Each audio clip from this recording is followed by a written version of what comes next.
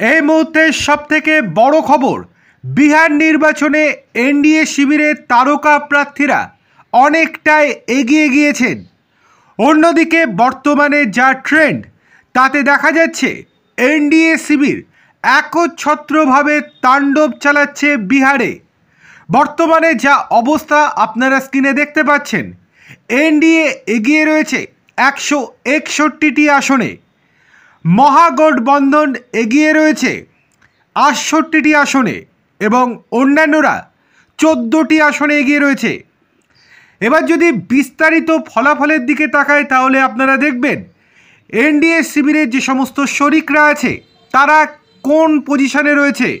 সেখানে বিজেপি এগিয়ে রয়েছে 68টি আসনে, জেডিইউ এগিয়ে রয়েছে 76টি আসনে, এলজেপিআর এগিয়ে রয়েছে 13টি আসনে, এইচএম এগিয়ে রয়েছে 3টি আসনে, আরএলএম এগিয়ে রয়েছে 1টি আসনে।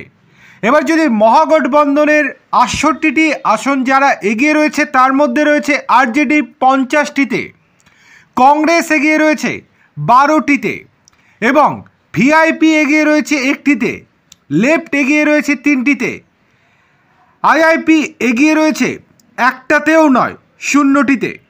এবার ব্যাপার হচ্ছে বিহার বিধানসভা নির্বাচনে অংশগ্রহণকারী ভোজপুরি তারকারা সেখানে শক্তি প্রদর্শন করছেন।